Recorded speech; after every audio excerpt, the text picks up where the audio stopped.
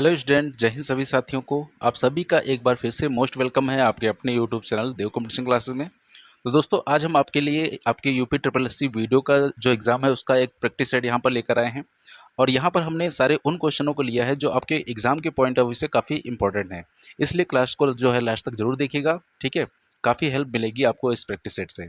तो अगर आप हमारे चैनल पर पहली बार आए हैं, पहली बार क्लास देख रहे हैं, तो चैनल को सब्सक्राइब कर दीजिएगा। साथ ही वीडियो को जो है लाइक और शेयर भी कर दीजिएगा। तो यहाँ पर देखिए, सबसे पहला क्वेश्चन हम देखते हैं कि यहाँ पर क्या दिया गया है। तो सबसे पहला क्वेश्चन हमारा ये दिया गया है, ये वेन डायग्राम का एक क्वेश्चन है और कहा गया है एक परीक्षा में 40% छात्र हिंदी में तथा 20% छात्र गणित में अनुत्तीर्ण हुए हैं। ये दोनों विषयों में कुल 10% छात्र जो है अनुत्तीर्ण हुए हैं। तो हमें बताना है कि दोनों विषयों में कुल कितने प्रतिशत छात्र जो है वो उत्तीर्ण हुए हैं, ठीक है। तो सबसे पहले देखिए, इसको हम वेन डायग्राम बनाते हैं और ये क्वेश्चन आपको मैथ में भी देखने को मिलता है। तो यहाँ पर सबसे पहले हम क्या करते हैं, जो कॉमन वाला पार्ट होता है उसको हम बीच में रखते हैं। जैसे यहाँ कॉमन क्या कहा गया, 10% छात्र जो है दोनों विषयों में अनुत्तीर्ण हुए हैं। तो यहाँ जो दोनों का कॉमन पार्ट है वो ये वाला है। यहाँ पर हम क्या रखेंगे, 10, ठीक है। अब कहा गया कि 40% छात्र हिंदी में उत्तीर्ण हुए हैं।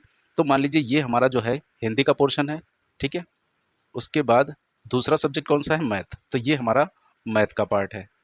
अब यहाँ पर हमसे कहा गया था 40% छात्र हिंदी में अनुत्तीर्ण हुए हैं।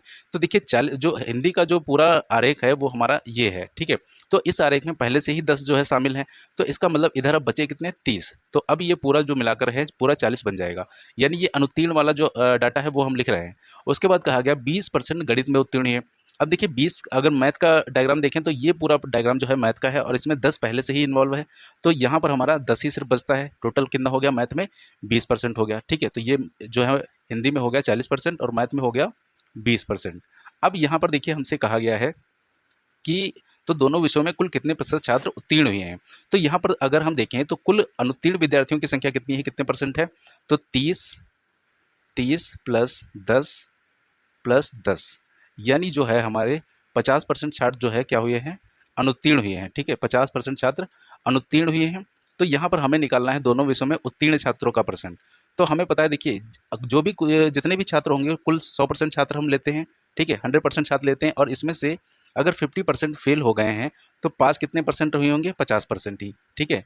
यानी दोनों विषयों में कुल मिलाकर कितने परसेंट छात्र पास हुए हैं, 50%। यानी ऑप्शन नंबर जो ए है हमारा वो यहाँ पर राइट हो जाएगा, ठीक है। तो ये था हमारा पहला क्वेश्चन आज का, जो कि वेन डायग्राम का था। नेक्स्ट क्वेश्चन पर चलते हैं।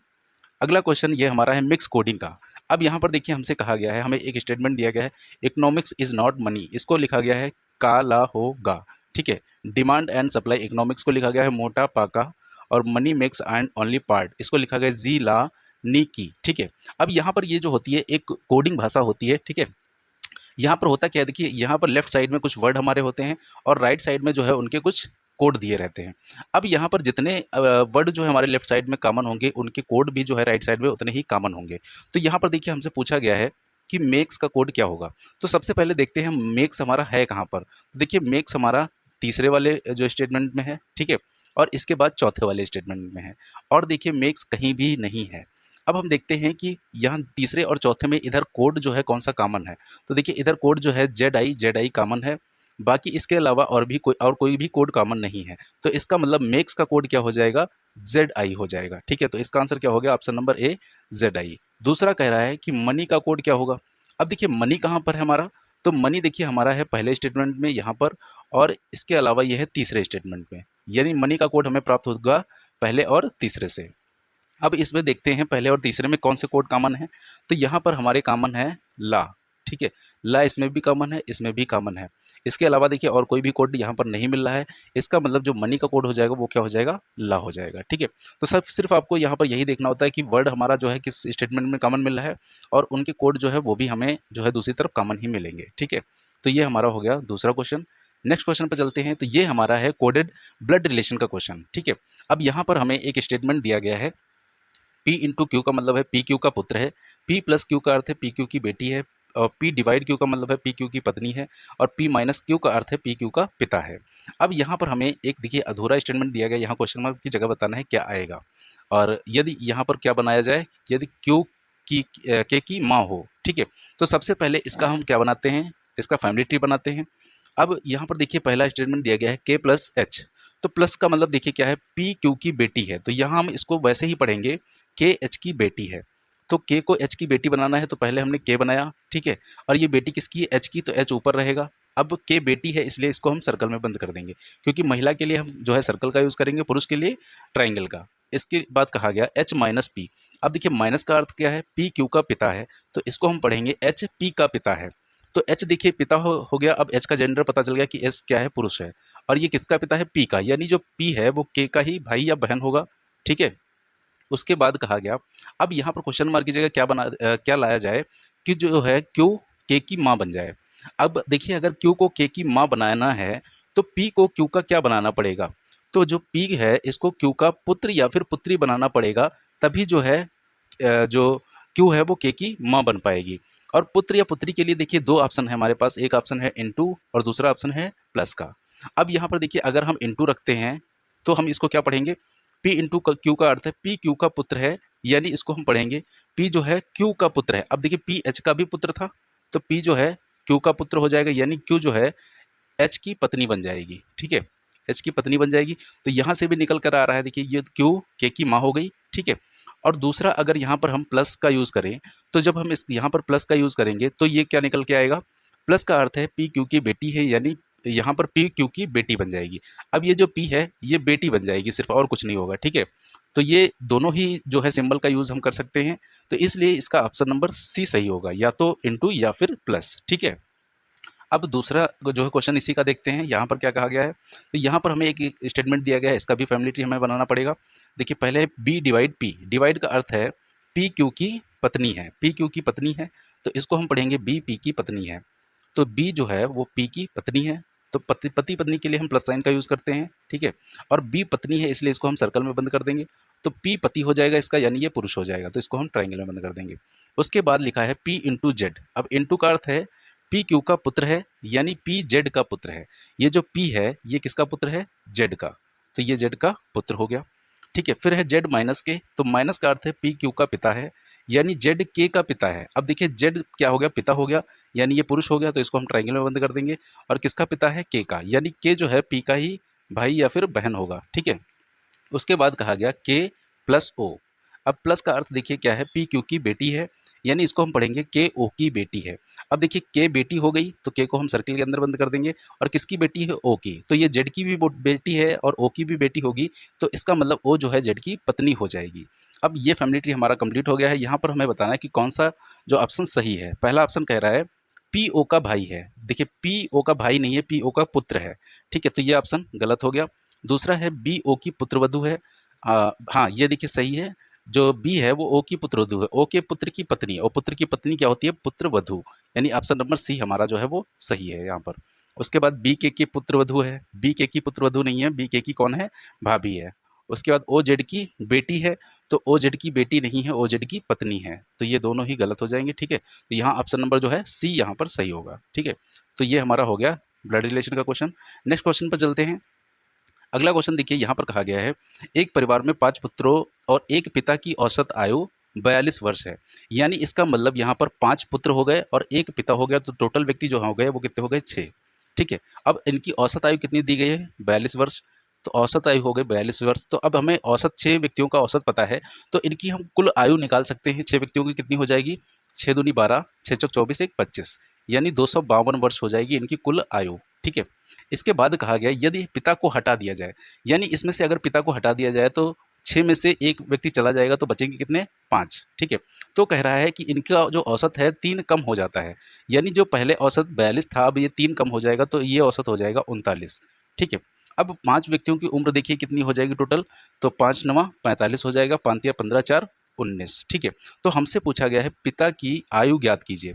अब देखिए यहाँ पर अगर ऊपर वाली कुल आयु वर्ष जो आयु आई है उससे अगर नीचे वाली आयु हम घटा दें तो हमारी पिता की आयु जो है वो निकल कर आ जाएगी, क्योंकि यहाँ पर हमने पिता को ही हटा दिया है, ठीक है। तो इससे घटाएंगे, 12 में से 5 जाएगा तो बचेगा 7, और 14 में से 9 जाएगा तो बचेगा 5, यानी पिता की आयु कितनी वर्ष आ गई, 57 वर्ष। तो ऑप्शन नंबर ए जो है वो यहाँ पर सही हो जाएगा, ठीक है।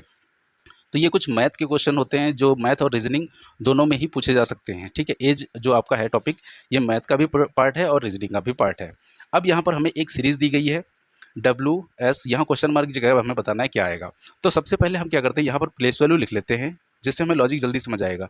W की प्लेस वैल्यू 23 होती है, इसकी 19 हो गई। इसकी 17 हो गई और ये 15 हो गया, वो लिखा है। ठीक है, तो हमें पता है, देखिए यहाँ से क्या हो रहा है, अगर पीछे से देखें तो दो दो बढ़ रही है, 15 के बाद 17 हुआ, 17 के बाद 19 हुआ, तो 19 के बाद अब क्या होगा 21, और 21 पे जो है लेटर कौन सा आता है, तो 21 पे लेटर आता है यू। ठीक है, अब उसके बाद देखते हैं तो यहाँ पर नंबर कैसे बढ़ना है। देखिए ये लिखा है 04 और ये होता है 2 का स्क्वायर। उसके बाद ये लिखा है 64, तो ये होता है 8 का स्क्वायर। ये है 10 का स्क्वायर और ये है 12 का स्क्वायर।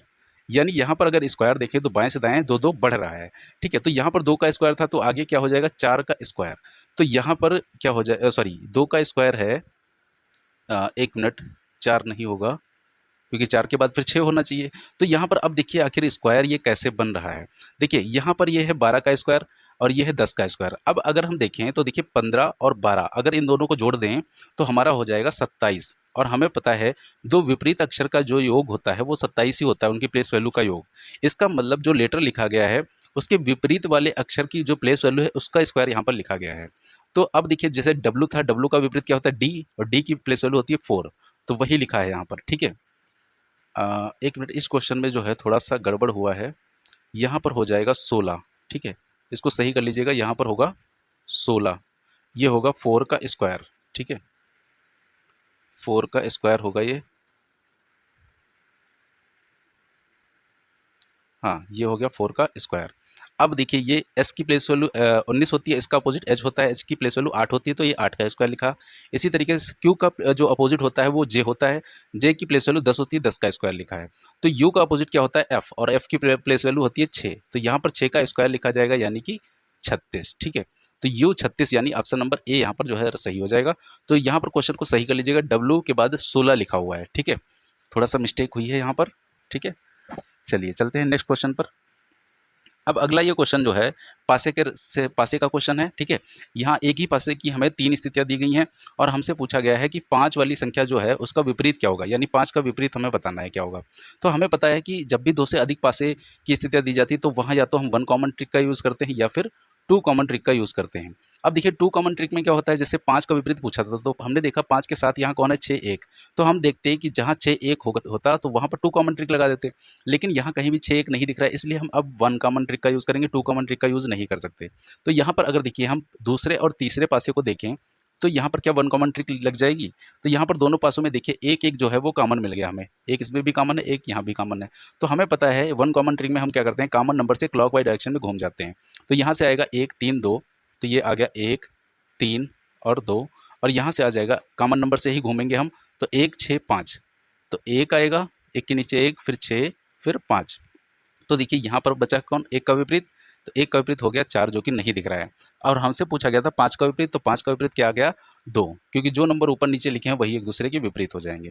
ठीक है, तो ये हो गया हमारा पासे का क्वेश्चन। नेक्स्ट क्वेश्चन पर चलते हैं। अगला क्वेश्चन है, एक खेत में कुछ भैंसे एवं चरवाहे हैं। ठीक है, यदि पैरों और सिरों की गिनती की जाती है तो टोटल जो 118 पैर हैं तथा सिर की संख्या 148 है। तो देखिए इस क्वेश्चन में हम क्या करते हैं, सबसे पहले जितने टोटल पैर दिए होंगे वो लिख लेते हैं। तो यहाँ पर पैरों की संख्या कितनी है 118। अब यहाँ पर क्या करेंगे, हम इसका अंतर निकालते हैं। देखिए यहाँ पर जितने सिर हैं वो लिख लीजिए 48, और यहाँ पर देखिए हमसे पूछा गया है चरवाहों की संख्या। इसका मतलब यहाँ पर देखिए भैंसे जो होंगी उनके 4 पैर होंगे और जो चरवाहे होंगे उनके 2 पैर होंगे, यानी यहाँ पर हमसे 2 पैर वाले जानवरों की संख्या पूछी गई है। तो आप क्या करेंगे, ये जो 48 लिखा है आपने कुल सिरों की संख्या, इसमें आप 4 पैरों वाले जानवरों से गुणा कर देंगे, मतलब 4 से गुणा कर देंगे। ठीक है, और भाग कर देंगे 4 पैर और 2 पैर के अंतर से, तो 4 और 2 का अंतर कितना आएगा 2। ठीक है, बस आपको इतना करना है। अगर आपसे यहाँ पर 4 पैर वाले जानवरों की संख्या पूछती तो यहाँ हम गुणा करते 2 से, और 2 पैर वाले जानवरों की संख्या पूछ रहा है इसलिए यहाँ पर हमने गुणा किया 4 से। ठीक है, और भाग करेंगे जो 2 और 4 के अंतर से। अब इसी को सॉल्व कर लीजिए, तो ये हो जाएगा 118 माइनस 4 अट्ठे 32, 4 चौको 16 3 19 बटे 2। ठीक है, इसको जब सॉल्व करेंगे तो आ जाएगा कितना, 12 में से 8 जाएगा तो बचेगा, हाँ 12 में से 8 जाएगा तो बचेगा 4, और यहाँ 8 में से 1 जाएगा तो 7 बचेगा बटे 2। अब इसको सॉल्व कर लीजिए, तो 2 2 3 6 2 सते 14, यानी अब इसकी संख्या कितनी आ गई है टोटल 37। ठीक है, तो कुल चरवाहे यहाँ पर कितने हो गए 37, और यहाँ पर अगर हमसे भैंसों की संख्या पूछी जाती तो 48 में से हम 37 माइनस कर देते, तो यहाँ पर जो है 11 भैंसे की संख्या आ जाएंगी। ठीक है, तो ये हो गया हमारा सिर और पैर वाले जानवरों की संख्या वाला क्वेश्चन। अगला क्वेश्चन है, अब ये है क्वेश्चन देखिए डाटा सफिशिएंसी का, यानी आंकड़े पर्याप्तता जो टॉपिक होता है हमारा, और इससे जो है पिछला जो 2018 वाला एग्जाम हुआ था खूब क्वेश्चन ऐसे बने थे। अब यहाँ पर देखिए कहा गया P Q R S T 5 व्यक्ति हैं जो केंद्र की ओर मुख करके वृत्ताकार मेज के चारों ओर बैठे हैं। ठीक है, अब यहाँ से दो हमें जो है वो कथन दिए गए हैं, हमें बताना है कि कौन सा कथन जो है उत्तर देने के लिए पर्याप्त है। ठीक है, जैसे ये सर्किल है और यहाँ पर कितने व्यक्ति थे, 5 व्यक्ति थे। ठीक है, तो हम क्या करेंगे, सबसे पहले 5 व्यक्तियों को बनाते हैं। ठीक है, तो 5 व्यक्ति 1 2 3 4 और 5। ठीक है, अब यहाँ हमसे देखिए पहला स्टेटमेंट कहा गया है क्यू टी के दाएं दूसरे दूसरे स्थान पर है। तो पहले क्यू टी के दाएं दूसरा है, तो पहले हम टी को बैठाएंगे और टी को हम कहीं भी बैठा सकते हैं। अब इसका दाएं दूसरा देखिए केंद्र की तरफ देख रहे हैं, तो दायां कहाँ होगा, एंटी क्लॉकवाइज दिशा में, यानी घड़ी की विपरीत दिशा में। तो 1 2 यहाँ पर कौन हो जाएगा, क्यू हो जाएगा। ठीक है, क्यू टी के दाएं दूसरा हो गया। और कहा गया एस टी के बाएं दूसरे स्थान पर है। एस जो है टी के बाएं यानी घड़ी की दिशा में, बायां होगा घड़ी की दिशा में, तो ये दूसरे स्थान पर एस यहाँ आ जाएगा। अब देखिए क्या पहला वाला जो है जब हमने बनाया तो यहाँ से पता चल पा रहा है कि टी के एकदम दाएं कौन बैठा है, तो नहीं पता चल पा रहा है। इसका मतलब अकेले ये कथन जो है उत्तर देने के लिए पर्याप्त नहीं है। अब देखते हैं दूसरा क्या कह रहा है। दूसरा कह रहा है आर पी और क्यू का निकटतम पड़ोसी नहीं है। देखिए यहाँ पर अगर केवल हम दूसरे कथन को लेते हैं तब भी हमारा ये जो आंसर है नहीं निकल के आ पाएगा। इसलिए अगर हम दूसरे को पहले में मिलाते हैं तो देखिए क्या बनेगा, आर पी तथा क्यू का निकटतम पड़ोसी नहीं है। तो देखिए आर जो है पी का और क्यू का निकटतम पड़ोसी नहीं है, इसका मतलब आर कभी भी यहाँ नहीं बैठेगा। तो आर बैठेगा कहाँ, यहाँ पर। ठीक है, तो बचा कौन, पी, तो पी यहाँ पर बैठ गया। इसका मतलब आंसर निकालने के लिए हमें दोनों कथनों की एक साथ जरूरत है, कोई अकेला कथन उत्तर देने के लिए पर्याप्त नहीं है। तो यहाँ पर जो ऑप्शन हमारा होगा वो कौन सा होगा, दोनों कथनों की आवश्यकता है, यानी ऑप्शन नंबर ए। ठीक है, जब दोनों कथन हम जोड़ेंगे तभी हमारा आंसर निकल के आ पाएगा। अब यहाँ पर हमें आंसर बताने की जरूरत नहीं है, बस यही हमें बताना था कि कौन सा जो है कथन यहाँ पर पर्याप्त है उत्तर देने के लिए। ठीक है, तो ये हमारा हो गया सीटिंग अरेंजमेंट का क्वेश्चन। अगला क्वेश्चन देखिए, ये भी हमारा जो है डाटा सफिशिएंसी का है। यहाँ कहा गया यदि मुकेश अपनी कक्षा में शीर्ष से 25वें स्थान पर थे तो उसका नीचे से स्थान क्या होगा। अब देखिए यहाँ पर कहा गया एक मुकेश है, उसका शीर्ष यानी ऊपर से स्थान कितना है, 25वां। ठीक है, तो ये मान लेते हैं कौन है, मुकेश, जिसका स्थान ऊपर से है 25वां। अब देखिए हमें पता है, जैसे अगर यहाँ पर कुल विद्यार्थी पता होते, अगर कुल विद्यार्थी मान लीजिए कितने भी दिए होते, जैसे 50 दिए होते, तो इसका हम बता सकते थे कि मुकेश का अगर ऊपर से स्थान 25 दिया गया है तो नीचे से क्या होगा, 50 से एक ज़्यादा, यानी टोटल से एक ज़्यादा में से हम 25 घटा देते तो इसका नीचे से स्थान पता चल जाता। इसका मतलब अगर हमें कुल व्यक्तियों की संख्या पता चल जाए तो यहाँ पर हम मुकेश का नीचे से स्थान बता सकते हैं।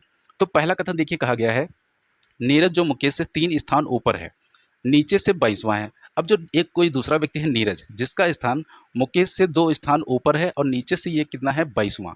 ठीक है, अब सॉरी 3 स्थान ऊपर। अब यहाँ देखिए अगर नीरज जो है मुकेश से 3 स्थान ऊपर है, 3 स्थान ऊपर है, इसका मतलब मुकेश का ऊपर से स्थान नीरज का ऊपर से स्थान क्या हो जाएगा, क्या आप बता सकते हैं। तो ये 3 स्थान ऊपर यानी 3 स्थान पहले होगा, तो इसका ऊपर से स्थान कितना हो जाएगा, 22। ठीक है, ऊपर से बता रहे हैं नीरज का स्थान, और नीचे से भी इसका स्थान कितना दिया गया है, 22 ही दिया गया है। इसका मतलब यहाँ से देखिए हमें कुल विद्यार्थियों की संख्या पता चल जाएगी, क्योंकि नीरज का स्थान जो है ऊपर से भी 22 है और नीचे से भी 22 है। तो जब एक ही व्यक्ति का दो तरफ से स्थान पता होता है तो दोनों तरफ की वैल्यू को हम जो है ऐड करके उसमें 1 माइनस कर देते हैं। तो 22 22 44 माइनस 1 43 हो जाएगा, यानी कुल व्यक्तियों की संख्या यहाँ आ जाएगी 43। अब जो है यहाँ से मुकेश का स्थान हम निकाल सकते हैं, 44 में से 25 घटा देंगे तो मुकेश का नीचे से स्थान आ जाएगा। इसका मतलब ये जो है पहला कथन उत्तर देने के लिए पर्याप्त है। अब दूसरा देखते हैं, यहाँ कहा गया विशाल 43 छात्रों की कक्षा में मुकेश से 5 स्थान नीचे है। अब देखिए यहाँ पर तो पहले ही दे दिया गया कि कुल छात्रों की कितनी संख्या है, 43 है। ठीक है, तो यहाँ से भी हमारा आंसर निकल सकता है कि कुल छात्रों की संख्या हमें पता है और मुकेश का ऊपर से स्थान पता है 25, तो नीचे से इसका स्थान निकल कर आ जाएगा, यानी ऑप्शन जो कथन 2 है ये भी उत्तर देने के लिए पर्याप्त है।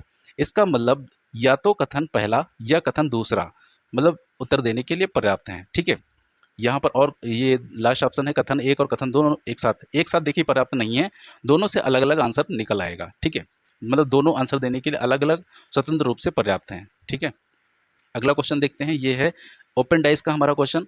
अब यहाँ एक खुला पासा दिया गया है और हमें 4 पासे मतलब ऑप्शन दिए गए हैं कि कौन सा पासा इसमें बनाया जा सकता है।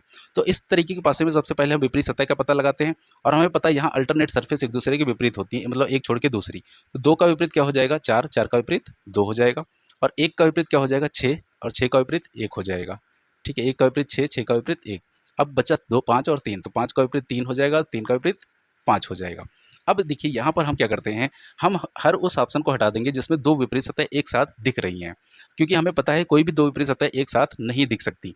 तो अगर पहले पासे की बात करें तो देखिए 3, 1, 5 आया है, और हमें पता है 5 और 3 जो है एक दूसरे के विपरीत हैं और हमें एक साथ दिखाई दे रहे हैं, इसलिए ये ऑप्शन नहीं हो सकता। दूसरा है इसमें 6, 2, 4। अब 6 यहाँ से आया है देखिए, और 2, 4 देखिए एक दूसरे के विपरीत हैं, तो यहाँ 2, 4 एक दूसरे के विपरीत हो गए, इसलिए ये भी ऑप्शन नहीं हो सकता। तीसरा कह रहा है 1, 3, 4, तो यहाँ से देखिए 1 आया है, यहाँ से 3 आया और यहाँ से 4 आया, मतलब इसका मतलब ये पासा बन जाएगा, क्योंकि यहाँ पर कोई भी दो विपरीत सत्ता एक साथ नहीं आई हैं। अगला है 6, 3, 1, तो देखिए 6, 3, 1 और 6 और 1 एक दूसरे के विपरीत हैं यहाँ पर, ठीक है, इसलिए ये भी जो है गलत हो जाएगा। तो ऑप्शन नंबर यहाँ पर कौन सा सही है? सी ऑप्शन जो है वो सही है, ठीक है। अगला क्वेश्चन देखिए, यहाँ पर कहा गया यदि बाह्य आकृति को 180 डिग्री दक्षिणावर्त यानी क्लॉकवाइज डायरेक्शन में घुमाया जाए, ठीक है, इसका मतलब होता है घड़ी की दिशा, और अंतः आकृति 180 डिग्री वामावर्त यानी एंटी क्लॉकवाइज घड़ी की विपरीत दिशा में घुमाया जाए, तो कहा गया है कि आकृति मूल आकृति के समान होगी। मतलब कहने का मतलब ये है, अगर इनको इतना इतना घुमाया जाता है तो आकृति जैसी है अभी वैसी ही बनी रहेगी, उसमें कोई भी बदलाव नहीं होगा।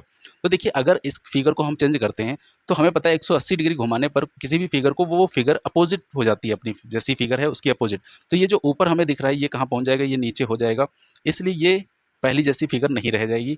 अब दूसरा देखते हैं, इसमें देखिए बाहर वाली आकृति को अगर हम 180 डिग्री घुमाएंगे तो ये अपोजिट हो जाएगी, तो अब बाहर वाली आकृति तो सेम रहेगी, लेकिन जो अंदर आकृति है ये पलट जाएगी, ये ऊपर की तरफ हो जाएगी, ठीक है, इसलिए ये भी ऑप्शन नहीं हो सकता। तीसरे ऑप्शन में ये ट्रायंगल जो है नीचे की तरफ हो जाएगा ऐसे, इसलिए ये भी आकृति मूल आकृति के समान नहीं होगी, तो ऑप्शन नंबर डी जो है हमारा वही सही हो जाएगा। देखिए बाहर जो है वृत्त है, तो वृत्त का तो वृत्त ही रहेगा, ठीक है, और इस आकृति को अगर हम 180 डिग्री घुमाते हैं तो ये जो है विपरीत हो जाएगी, ऊपर का नीचे हो जाएगा, तो ये जैसी आकृति है वैसी ही दिखेगी, तो इसका मतलब ऑप्शन नंबर डी जो है यहाँ पर सही है, ठीक है। नेक्स्ट क्वेश्चन देखते हैं हमारा, ये भी हमारा जो है डाटा सफिशिएंसी का क्वेश्चन है। 5 सदस्यों के परिवार में आर के पिता कौन है ये बताना है हमें। तो यहाँ पर पहला जो है कथन क्या कह रहा है, एस के 2 संतान हैं, मतलब एस कुछ है, एस है एक व्यक्ति है जो भी है, और इसके 2 संतान हैं यानी 2 बच्चे हैं इसके, ठीक है, एक बच्चा ये हो गया, एक बच्चा ये हो गया, और कहा गया और वह टी की बहू है। अच्छा एस जो है मतलब और किसके लिए आता है? पहले वाले के लिए, यानी एस के लिए है, जो एस है वो टी की बहू है। अब बहू कौन होती है? पुत्र की पत्नी, इसका मतलब टी का कोई बेटा होगा, ठीक है, टी का कोई बेटा होगा जिसकी एस क्या होगी? पत्नी होगी, ठीक है। उसके बाद कहा गया एस आर के साथ विवाहित है, तो एस जो है किसके साथ विवाहित है? मतलब पहले से देखिए पूरा आंसर यहाँ पर हमारा जो है नहीं निकला कि आर का पिता कौन है, क्योंकि आर अभी तक आया ही नहीं है।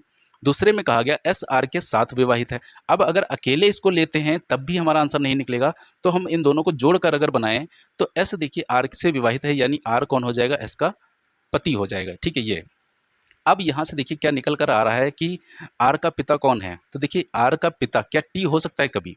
अब देखिए टी का जेंडर नहीं पता कि ये पुरुष है या फिर महिला, ठीक है, पुरुष है या फिर महिला है, ठीक है। तो अब हम कैसे बता सकते हैं? अगर ये महिला होगी तो ये माता हो जाएगी, तब तो ये पिता नहीं होगा, और पुरुष होगा तो पिता हो सकता है, क्योंकि लेकिन यहाँ पर जो है हम आंसर कंफर्म नहीं बता सकते। इसका मतलब दोनों जो है कथन उत्तर देने के लिए पर्याप्त नहीं है, ना तो कथन 1 ना ही कथन 2, ठीक है। तो ऑप्शन नंबर इसका 3 जो है वो सही हो जाएगा। नेक्स्ट क्वेश्चन पर चलते हैं।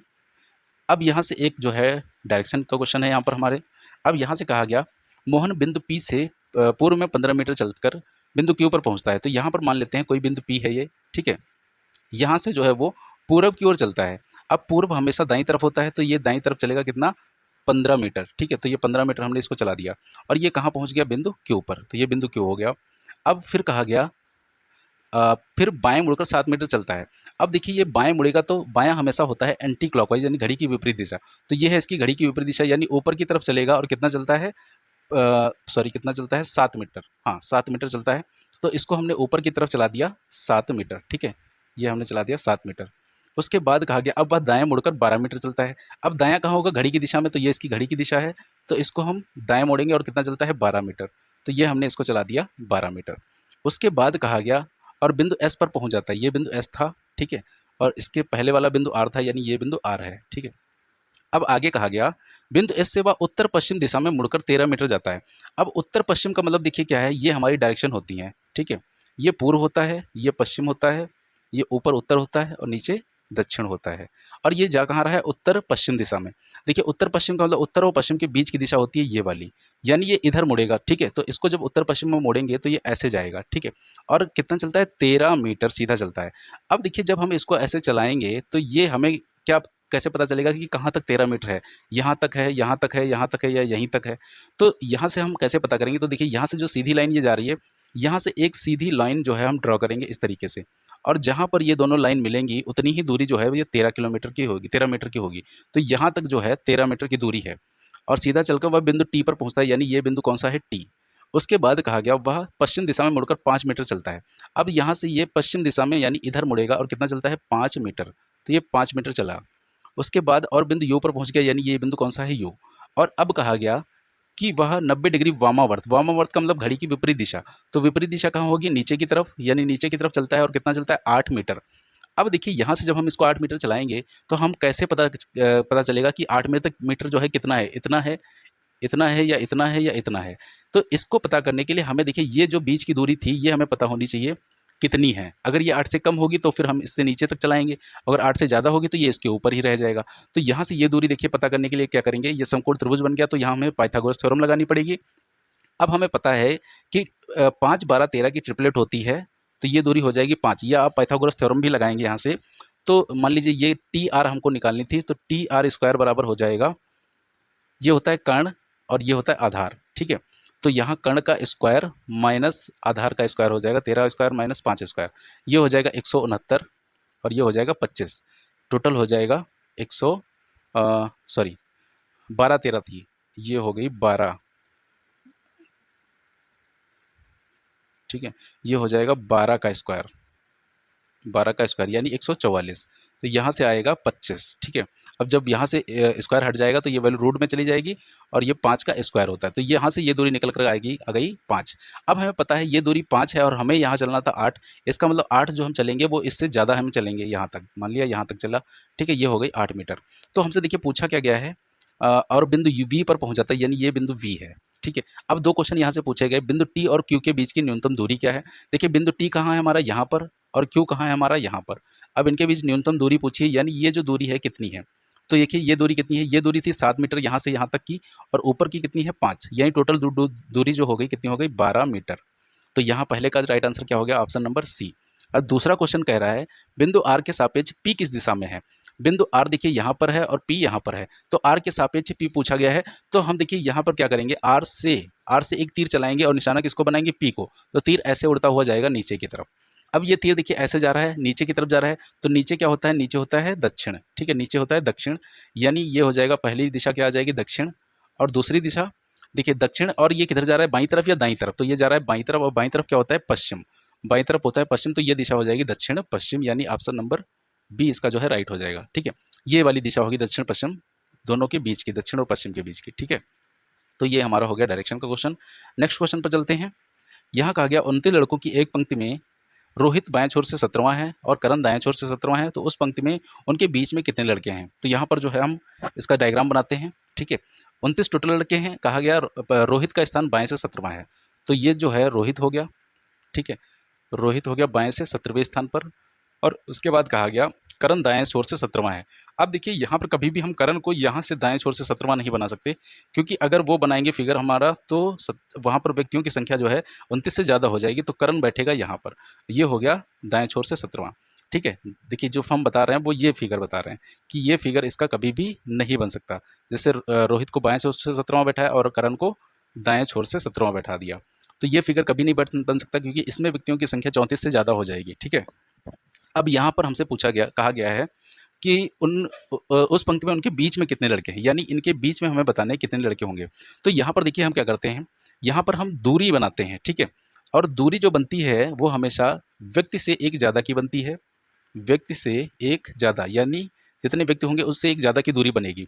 और इसी प्रकार हम अगर व्यक्तियों की संख्या निकालें तो व्यक्तियों की संख्या क्या हो जाएगी, जितनी दूरी होगी उससे एक कम व्यक्ति रहेगा, ठीक है। तो देखिए अब हमें पता है कि एक जो करण है ये दाएं छोर से 17वां है, और कुल व्यक्तियों की संख्या हमें पता थी 29। तो क्या आप ये बता सकते हैं कि करण का जो है बाएं से स्थान क्या होगा। भाई एक व्यक्ति का स्थान हमें दाएं से पता है, कुल व्यक्तियों की संख्या हमें पता चल गई 29, तो हम क्या करते हैं दूसरी तरफ से स्थान निकालने के लिए एक ज़्यादा में से घटा देते हैं टोटल से। तो 30 से 17 घटा देंगे तो आ जाएगा कितना, 13। यानी ये जो करण है ये बाएं छोर से किस स्थान पर है, 13 स्थान पर, यानी दाएं छोर से करण 17वां है और बाएं छोर से 13वां है, ठीक है। अब यहाँ से हम देखिए क्या यहाँ से ये अब निकाल सकते हैं। देखिए जो रोहित था बाएं छोर से कितना स्थान था, 17वां था, और करण का बाएं छोर से स्थान कितना है, 13वां है। अब क्या करेंगे, 17 से 13 अगर घटा दें तो ये बीच की दूरी हमारी निकल कर आ जाएगी कितनी, 4, तो ये बीच की दूरी आ गई 4। और हमें पता है कि 4 की अगर दूरी है तो वहाँ पर व्यक्ति कितने बैठेंगे, एक कम यानी कि 3, ठीक है। तो यहाँ पर कुल व्यक्ति इन दोनों के बीच में कितने होंगे, 3 होंगे। देखिए आप यहाँ पर चाहें तो रोहित का स्थान भी अगर बाएं से दाएं से निकाल लेते तब भी ये जो है बीच की दूरी आ जाती। रोहित का स्थान जो है दाएं से 13वां हो जाता, और अब जो है करण बाएं छोर से 17वां है, तो 17 में से 13 घटा देंगे तब भी 4 आ जाएगा, ठीक है। तो यहाँ पर ये फिगर बनेगा, ये फिगर कभी भी नहीं बनेगा, ठीक है, ओवरलैप वाला फिगर बनेगा। तो ये हमारा हो गया अगला क्वेश्चन। अब हम नेक्स्ट क्वेश्चन पर चलते हैं। तो यहाँ पर देखिए ये रैंकिंग का क्वेश्चन है हमारा। कहा गया है इनमें से 5 व्यक्ति हैं ABCDE, इनमें बी ई से लंबा है, ठीक है। बी जो है किससे लंबा है, ई से, तो बी को हमने ई से लंबा बनाया, ठीक है। फिर कहा गया किंतु ए से छोटा है, किंतु का मतलब ए बी जो है वो ए से छोटा है, यानी ए जो है बी से बड़ा होगा। फिर कहा गया ए सी से छोटा है, जो ए है ये सी से छोटा है, यानी सी ए से बड़ा होगा। पर डी से लंबा है, ए सी से छोटा है लेकिन डी से लंबा है, इसका मतलब जो है डी जो है, ए जो है डी से लंबा होगा। तो ये हो जाएगा, यहाँ पर अलग से इसको बना लेते हैं, ए डी से लंबा है, ठीक है। जबकि डी बी से लंबा है, ये जो डी है ये बी से लंबा है, ठीक है। अब ये देखिए दोनों को हम जोड़ेंगे अगर, तो ये कैसे बनेगा, ई हो जाएगा, ई से बड़ा बी हो जाएगा, और बी से बड़ा डी हो जाएगा, फिर डी से बड़ा ए हो जाएगा, और ए से बड़ा सी हो जाएगा, ठीक है। अब हमसे कहा गया तो लंबाई के अनुसार चौथे नंबर पर कौन है, तो देखिए सबसे लंबा सी है, उससे छोटा ए है, उससे छोटा डी है, और चौथा सबसे छोटा कौन है, बी, ठीक है। तो यहाँ पर राइट आंसर क्या हो जाएगा, बी हो जाएगा, ठीक है, ऑप्शन नंबर डी। तो ये हो गया हमारा क्वेश्चन नंबर 15, ठीक है। अब चलते हैं हम अपने तो ये है हमारा अगला क्वेश्चन। यहाँ पर कहा गया है 7:35 पर घंटे तथा मिनट की सुई के बीच कितने डिग्री का कोण बनेगा। तो देखिए एंगल निकालने का डायरेक्ट फार्मूला होता है 60h माइनस 11m/2, ठीक है। तो यहाँ h क्या है, 7 जो है 7h है, ये m है, ठीक है। यही वैल्यू रख देनी है हमें, 60 × 7 हो जाएगा, माइनस 11 × 35, ठीक है, अपॉन 2 हो जाएगा। इसको जब हम सॉल्व करेंगे तो 7×42 420 हो जाएगा ये, माइनस 11×5 55, और 11×3 33, 5 38, 385/2 हो जाएगा। और जब इसको हम सॉल्व करेंगे तो इसको घटाएंगे तो 10 में से 5 जाएगा तो 5 बचेगा, और यहाँ पर 11 में से 8 जाएगा तो 3 बचेगा, 11 में से 8 गया 3 बचा, 1 मिनट कहीं गड़बड़ हुआ है, 11×5 55, 11×3 33, 5 38 हो जाएगा, 7×42 420 हो जाएगा, ठीक है। हाँ 35/2, तो ये आ जाएगा 17.5 डिग्री, 17.5 डिग्री, ठीक है। तो ऑप्शन नंबर यहाँ पर हमारा सी जो है वो राइट हो जाएगा। नेक्स्ट क्वेश्चन पर चलते हैं। अब यहाँ पर देखिए हमें इस फिगर में बताने हैं कि कुल ट्रायंगल कितने हैं। तो यहाँ पर देखिए ट्रायंगल बताने के लिए सबसे पहले हमें इस फिगर में पता होनी चाहिए कि बेसिक ये जो फिगर है इसमें ट्रायंगल हम कैसे काउंट करते हैं। तो यहाँ पर हम काउंट करते हैं 1 2 3 लिख के, और तीनों को जोड़ देंगे तो आ जाएंगे 6। इस तरीके से जब इस पर हम काउंट करेंगे तो बड़ी इजीली काउंट कर सकते हैं। देखिए सबसे पहले इस पॉइंट से हम इस लाइन पे काउंट करेंगे, तो यहाँ हम लिखेंगे 1 2 3, तो यहाँ टोटल कितने आ जाएंगे 6, तो यहाँ पर आ गए 6 ट्रायंगल। अब देखिए हम इस पॉइंट से काउंट करेंगे इस वाली लाइन पर, तो यहाँ जब हम लिखेंगे तो 1 2 3। अब देखिए यहाँ ये जो ट्रायंगल था ये हमारा डबल काउंट हुआ, क्योंकि जब हमने ये ट्रायंगल काउंट किया और ये ट्रायंगल काउंट किया तो ये वाला डबल काउंट हो गया। तो टोटल तो 6 होने चाहिए, लेकिन एक यहाँ डबल काउंट हो रहा है, इसलिए यहाँ पर हम 6 में से 1 माइनस कर देंगे तो यहाँ 5 ही आएंगे। इसी तरीके से जब हम इस पॉइंट से इस लाइन पर काउंट करेंगे तो यहाँ भी 1 2 3 लिखेंगे हम, ठीक है, तो 6 यहाँ भी आएंगे। लेकिन अब यहाँ पर जब हमने इस पॉइंट से और इस पॉइंट से ट्रायंगल काउंट किया तो ये ट्रायंगल हमारा डबल काउंट हो गया, तो यहाँ भी कितने निकलेंगे 5 निकलेंगे, ठीक है। अब इस पॉइंट से जब काउंट करेंगे तो यहाँ भी इसी तरीके से 6 निकलेंगे, लेकिन ये जो ट्रायंगल है हमारा डबल काउंट हो चुका है, इसलिए ये माइनस कर देंगे तो 6 में से 1 माइनस हुआ तो 5 हो जाएगा। इसी तरीके से इस पॉइंट पर जब हम काउंट करेंगे तो यहाँ भी 6 निकलेंगे, लेकिन ये जो ट्रायंगल है ये हमारा डबल काउंट हो जाएगा, इस पॉइंट से भी और इस पॉइंट से भी, तो यहाँ भी 5 निकलेंगे। अब यहाँ पर ध्यान दीजिएगा कितने निकलेंगे। देखिए यहाँ पर हम काउंट करेंगे 1 2 और ये वाला 3, टोटल 6 हो जाएंगे। लेकिन यहाँ पर देखिए जब हमने इस पॉइंट से ये इस लाइन पे काउंट किया था तो ये भी डबल काउंट हो चुका था, ठीक है। और जब हमने इस पॉइंट से इस लाइन इस पॉइंट से हमने इस लाइन पे काउंट किया था तो ये भी हमारा जो है डबल काउंट हो चुका था। तो यहाँ पर 2 हमारे डबल काउंट हो चुके हैं, इसलिए इसमें हम 2 माइनस कर देंगे, तो यहाँ पर इस पॉइंट से कितने निकलेंगे 4 निकलेंगे। तो टोटल देख लीजिए कितने हो चुके हैं, 6 5 11 5 16, 16 5 21 और 5 26, 26 और 4 30 ये हो गए, ठीक है। और अभी 2 बड़े बड़े बचे हुए हैं अंदर के, एक ये बड़ा वाला और एक ऊपर से ये बड़ा वाला, तो टोटल यहाँ पर 2 और हैं अभी, तो टोटल हो गए कितने 32, यानी ऑप्शन नंबर हमारा ए जो है वो राइट हो जाएगा, ठीक है। अगला क्वेश्चन देखिए ये हमारा है कथन और पूर्व धारणा का। यहाँ पर कहा गया है यदि आप मुझे परेशान करते हैं तो मैं आपको थप्पड़ मारूंगी, एक माँ जो है अपने बच्चे को चेतावनी देती है, ठीक है। अब पूर्व धारणाएं देखिए इसमें क्या क्या है। पूर्ण धारणाओं का मतलब क्या होता है, जो कथन को कहने से पहले क्या क्या संभावनाएं हो सकती हैं, इस धारणा का मतलब ये होता है। तो पहला कहा गया चेतावनी के साथ बच्चा उससे परेशान करना बंद कर सकता है। देखिए अगर कथन में यही तो कहा गया है कि वो कह रही है कि थप्पड़ मारूंगी ना, तो इसका मतलब वो थप्पड़ मारने की बात इसीलिए कह रही है कि बच्चा जो है शैतानी करना बंद कर देगा। ठीक है, तो इसका मतलब पूर्ण धारणा पहली सही है।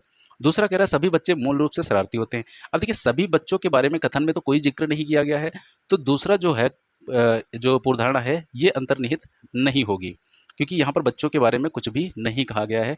तो हम सिर्फ यहाँ पर कौन सा है, केवल पहली धारणा अंतर्निहित है, यानी ऑप्शन नंबर ए जो है वो इसका सही हो जाएगा। ठीक है, जो बात कथन में कही गई हमें उसी बात का जो है समर्थन करना है। दूसरा कह रहा है भारत में निर्मित सभी रेडियो सेटों में एक्स ब्रांड की सबसे बड़ी बिक्री है। ठीक है, अब पूर्वधारणा पहली कह रही भारत में निर्मित सभी रेडियो सेटों की बिक्री ज्ञात है। देखिए अब अगर सभी रेडियो सेटों की बिक्री ज्ञात होगी तभी तो हम बता पाएंगे कि इसमें सबसे ज़्यादा कौन बिक्री किसकी बिक्री हो रही है। तो इसका मतलब पहली पूर्वधारणा तो अंतर्निहित है। दूसरा कह रहा है भारत में कोई अन्य रेडियो सेट का निर्माण एक्स ब्रांड के रेडियो के जितना बड़ा नहीं है। देखिए ये बात कथन में कहीं कहीं भी नहीं कही गई है कि अन्य जो है ब्रांड ज़्यादा बड़े हैं या छोटे हैं, इसके बारे में कुछ भी नहीं कहा गया। तो यहाँ भी पूर्वधारणा सिर्फ एक ही जो है वो अंतर्निहित है, यानी ऑप्शन नंबर ए इसका भी सही हो जाएगा। ठीक है, नेक्स्ट क्वेश्चन पर चलते हैं। अब ये है हमारा कथन और निष्कर्ष का। कहा गया है भारत में 10% परिवारों द्वारा साझा राष्ट्रीय आय का 35% है। ठीक है, मतलब ये कहा जा रहा है कि भारत में जो 10% लोग हैं उन्हीं के पास जो है राष्ट्रीय आय का 35% हिस्सा है। ठीक है, अब यहाँ से निष्कर्ष कहा गया जब कोई अर्थव्यवस्था तेजी से बढ़ती है तो आबादी के कुछ हिस्सों में धन की एकाग्रता होती है। देखिए कहा गया अर्थव्यवस्था जब तेजी से बढ़ती है, क्या ऊपर कथन में कहीं भी अर्थव्यवस्था के बढ़ने या घटने का जिक्र किया गया है? नहीं किया गया है, तो पहला निष्कर्ष कभी भी सही नहीं हो सकता। दूसरा कह रहा है भारत में राष्ट्रीय आय समान रूप से असमान रूप से वितरित है। ये निष्कर्ष 100% सही है, क्योंकि देखिए 10% परिवारों के पास अगर 35% आय है तो इसका मतलब जो 90% बच गए उनके पास जो है 65% होगी। तो इसका मतलब आय का जो वितरण है वो असमान रूप से है। इसका मतलब केवल निष्कर्ष 2 जो है वो अनुसरण करता है। ठीक है, अगला क्वेश्चन देखते हैं। यहाँ पर यह भी कथन निष्कर्ष का है। कहा गया एक हालिया सर्वेक्षण रिपोर्ट में यह कहा गया कि जो लोग दिन में आधे घंटे शारीरिक व्यायाम करते हैं उन्हें दिल की बीमारियों के खतरा कम होता है। ठीक है, मतलब कम से कम आधे घंटे जो व्यायाम करते हैं उनको दिल की बीमारियों का खतरा कम रहता है, ये कहा गया है। पहला कह रहा है स्वस्थ जीवन जीने के लिए शारीरिक व्यायाम का मध्यम स्तर आवश्यक है। मध्यम स्तर का मतलब जैसे यहाँ पर कहा गया आधे घंटे या 1 घंटा, मतलब कम बहुत ज़्यादा नहीं, लेकिन हाँ थोड़ा बहुत व्यायाम करना आवश्यक है। ठीक है, तो मध्यम स्तर इसका आवश्यक है। ठीक है, दूसरा कह रहा है डेस्क बाउंड जॉब करने वाले सभी लोग निश्चित रूप से दिल की बीमारियों से पीड़ित होते हैं। अब डेस्क बाउंड का मतलब है जितने लोग बैठ के कार्य करते हैं, कह रहा है कि वो सभी लोग दिल की बीमारियों से पीड़ित रहते हैं। तो क्या ऊपर कथन में बताइए कभी कहीं कहीं भी ये कहा गया है कि जो डेस्क बाउंड वाले लोग हैं उनके बारे में कुछ भी कहा गया है कि वो दिल की बीमारियों से पीड़ित रहते हैं या नहीं? तो कुछ उनके बारे में कुछ भी नहीं कहा गया। तो इसलिए यहाँ भी केवल कथन एक ही अनुसरण करता है, यानी ऑप्शन नंबर ए भी इसका भी सही हो जाएगा। ठीक है, तो दोस्तों ये हो गई हमारी आज की क्लास। तो ये प्रैक्टिस सेट हमारा आज आपको दोस्तों कैसा लगा कमेंट करके जरूर बताइएगा। पसंद आया हो तो इसे ज़्यादा से ज़्यादा लाइक करिए, शेयर करिए और हमारे चैनल को सब्सक्राइब करिए। तो चलिए अब हम मिलते हैं आपको किसी नेक्स्ट क्लास में एक नए टॉपिक के साथ या फिर प्रैक्टिस सेट के साथ। ठीक है, तब तक के लिए आप सभी को जय हिंद, वंदे मातरम।